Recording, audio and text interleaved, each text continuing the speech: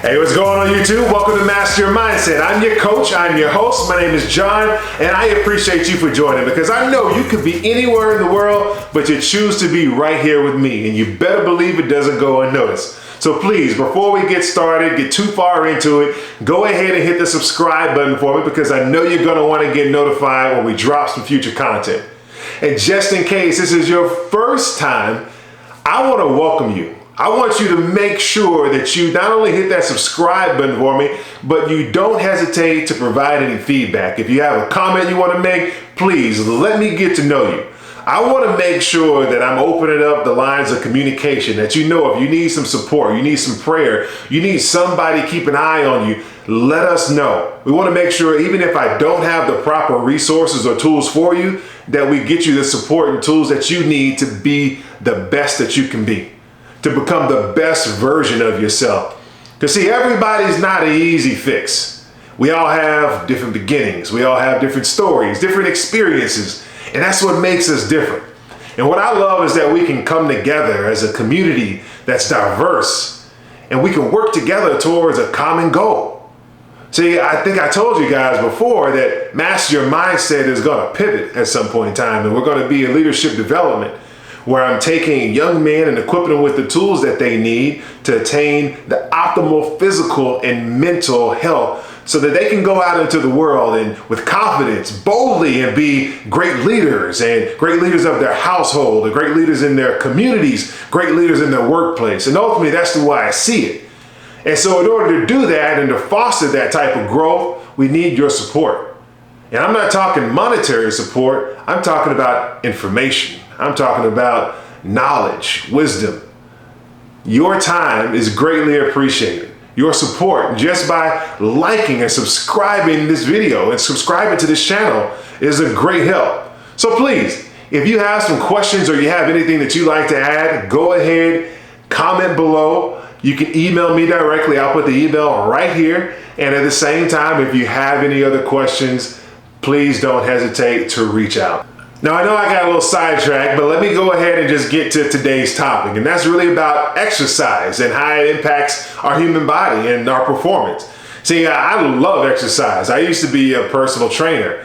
I did it because I wanted to understand how it was that I could go about helping you, helping the general public figure out some better ways to get healthy. I always knew that I could support myself, but I didn't know it down to a science to be able to take my body from here to there, like strategically, to be able to plan an actual workout to improve my performance, going from the stability side of it and balance, the coordination, to agility, to strength and power, and like really building myself up. I didn't really gather that there was an actual science to it. I just knew that if I worked out really hard, put a lot of time in the gym, raised my weights, like increased the amount of stress that I put on my body from time to time, ate right, then guess what? I was gonna see some changes. And really, that's what a lot of people do, if you even go that far. And I see it as fun. I get excited when I hit the gym because I know I'm gonna challenge myself. Like, I enjoy the sweat. Like, I don't know if you enjoy sweating, but I enjoy sweating. When I see that drip, I'm like, yeah, okay, my heart rate's up, yeah, the blood's flowing, I got oxygen flowing, and I'm getting loose. And mentally, I'm engaged, I'm locked in. I'm like, okay, cool, boom, I'm counting internally, so I'm keeping up with my count, my time under tension, things like that. And that's what I love about exercise. It is a thrill. Now, I know everybody doesn't feel the same way. And because of that, it takes exercise to different places for different people. When we're young, we almost have a sense of invincibility. I thought I could hang out all night and then work out all day and it wouldn't have a toll on my body, but I was completely wrong. And right now, there are a lot of people who are in the same boat, except for it's relative. I'm looking at it as far as athletic accomplishments. You might be looking at it as far as just for daily exercise, just habits, just behaviors. Things that you wish you would have known 20 years ago, 30 years ago, 60 years ago, that if you knew, it would have you in a different situation right now. Now, here's the great thing about the human body. The human body is a machine, so you do have to treat it right. Here's a question. When something goes wrong with your car, what do? Do you Google it? Try to fix it yourself? Go to AutoZone, O'Reilly's, or Do you actually call in the big guns? Do you take it back to your dealer, a local service shop? What do? Well, what about your body? When something goes wrong, what do? Do you Google it? Do you try to fix it yourself? Do you go to your local gym, get a membership?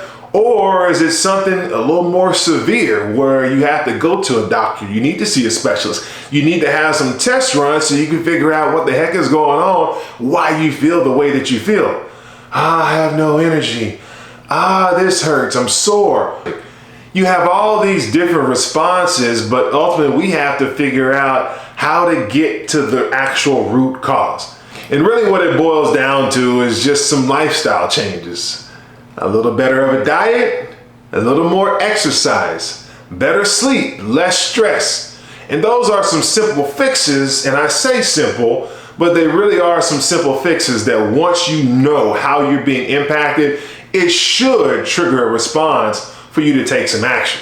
So let's work backwards a little bit. Let me think about where a 75-year-old John wants to be. Physically, mentally, spiritually, financially.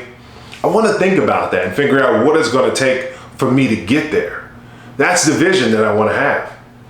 But let me ask you, what do you think life is going to be like for you at the age of 75? Physically, mentally, spiritually, financially. Have your goals been met? Are you satisfied? Are you fulfilled? You're going to ask yourself questions like that. But as far as the physical sense of where you be at 75, it will be relative to your current experience, people that you know, encounters that you've had, experience. Now, if you work with older people with a more mature audience, you'd probably have a better idea of some of the expectations. What are people having trouble with? Are you still vibrant? Are you still thriving at that age?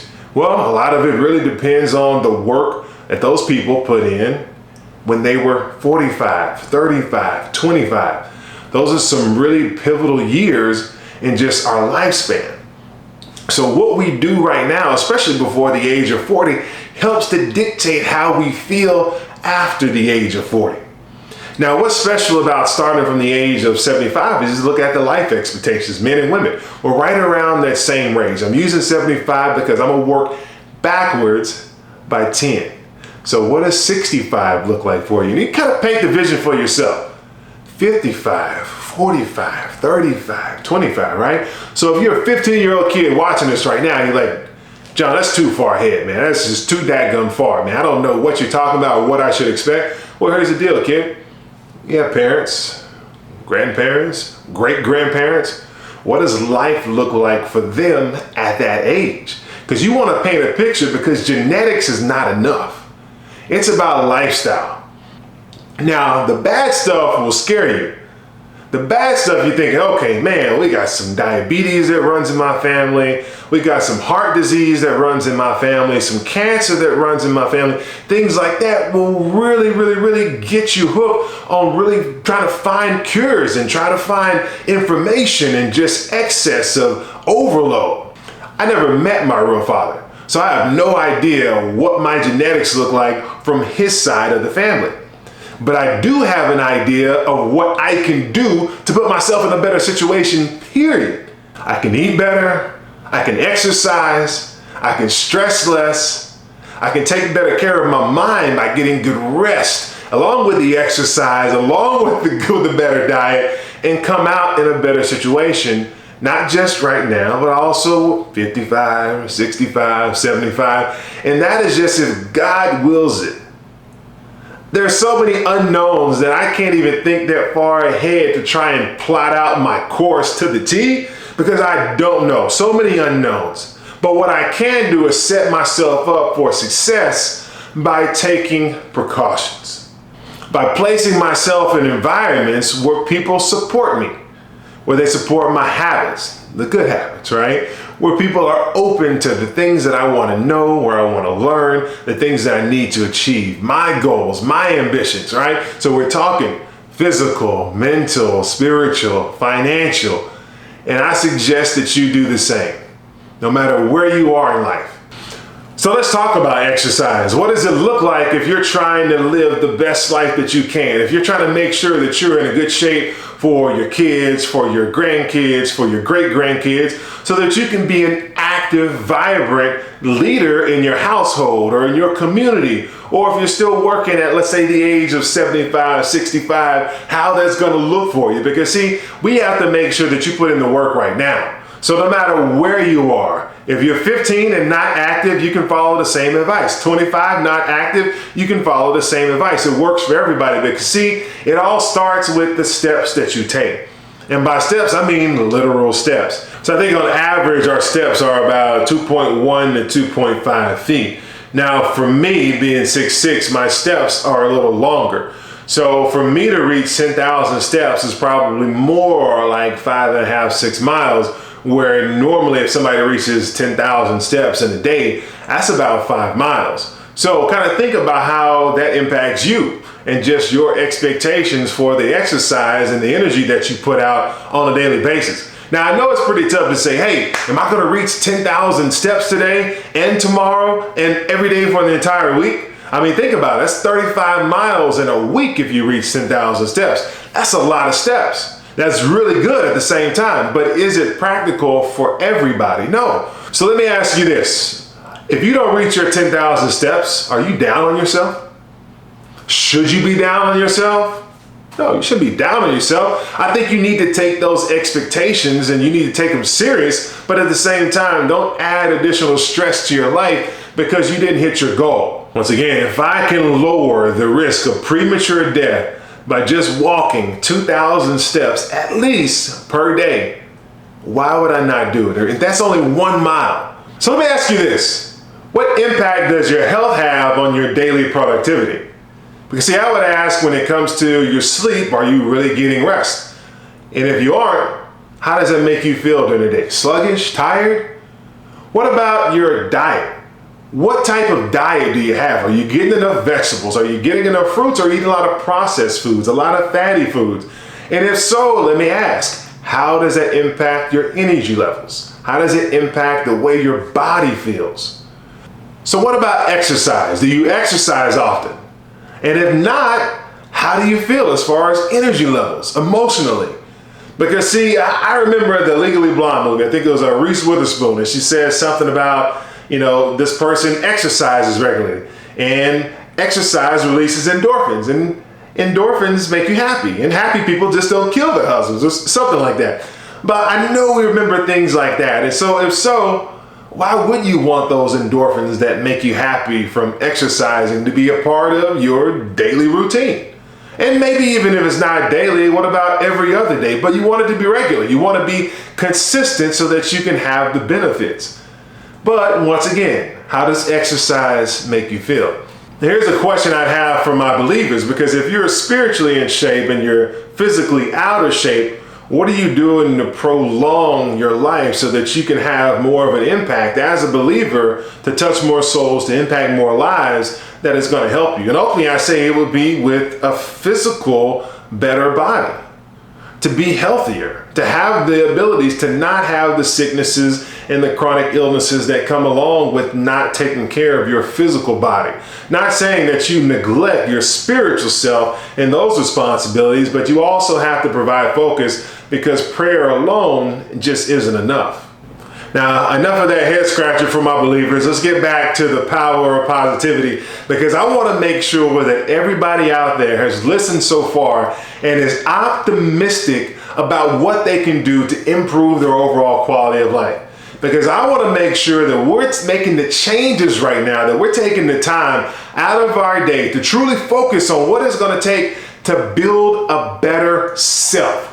I'm talking physically and mentally, to get yourself in optimal performance to where you can get out there and have a high production on a daily basis, so that you can be focused, you can be engaged, you can be efficient with your time, and you can reach high productivity. Now, the way that I do it is what I've always coached, and I mentioned this earlier. It's my 5 E's. Those 5 E's. I have my energy, my effort, and my efficiency. The thing that I love most about the energy is that it's renewable. Yes, energy is renewable.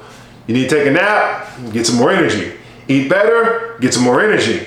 Go to sleep, get good rest at night, wake up with bounds of energy. That's the way it should be. So if you can measure that on a daily basis, how are you doing with it? Now, what about my effort? That's what I'm going to put out, right? And that's more reactive because my effort is more emotional, it's more in tune with my emotions. How do I feel? Am I motivated? Am I enthusiastic about this? What's my mindset? So my effort somewhat is going to be dictated by the way that I feel, unfortunately. But if I take that energy that I have combined with my motivation, am I engaged? What's my mindset? And I tag that in with my efficiency that I can measure day by day. I need a greater output. I need to do more. I need to push myself. I need to challenge myself, right? If I have those three, that's my output. But then for my outcome, I have to measure that with my effectiveness and my execution. Because see, my execution is going to tell me, just like any other strategy, how well I executed my tasks of the day. Did I knock the things off of my list that I had to do? Did I check all of those boxes that I had to check off in order to come back and sit down at the end of the day and say, whoo, take a sigh of relief, I'm done, I did it. See, and that's what's good about the growth mindset, because the growth mindset helps you understand how beneficial challenges are and essential to your growth. See, I can't expect to walk through life with no challenges, with no adversity, with no setbacks. And people always say setbacks will set you up for success. Well, if you have a growth mindset, they will, because you can learn from them. You learn how to see obstacles as opportunities instead of being defeated by them. I had a quote a couple of weeks ago that said, storms aren't meant to destroy you. They're meant to prepare you, to teach you how to survive and protect everything that you work to build. And that's what I want to make sure that we do. Because see, that adversity, those challenges, those setbacks, those storms, they weren't meant to wipe you out, to hold you down, to keep you defeated. No, they're meant to build you, to mold you, to shape you, to give you that attitude, to allow you to develop that growth mindset, that resiliency, to build that up, that determination, to give you that grit, that edge. You can't look at it and say, man, you know what? I grew up like this, and I'm not supposed to eat good. I can't afford to eat good. Because when you look at it and you say, hey, if I make a couple of adjustments to my budget, if I make a couple of adjustments to my diet and what I look at the grocery store, then maybe that's going to allow me some extra time on this earth. Maybe that's going to allow me to prepare my food better so that I can be there for my children, so I can be there for my spouse, so I can be there for my community. So there are a lot of things that we can do to prepare for our journey ahead, but a growth mindset, adopting that, is probably the best thing that we can do. It's going to give you everything that you need to make sure that you're positive, right? You're optimistic, to make sure that you see good in the challenges that you encounter, to make sure that you're able to face adversity and look it right in the face and come with a fight to help you develop that edge. That's what you ultimately want. Remember my mantra, words shape worlds. I choose to speak life. I hope you do too. Once again, we appreciate you. Go ahead and hit the subscribe button if you didn't already. Hit the like button. Show your support. We're here for you. I can't wait till next video. Boom, turn your notifications on. Let's get it.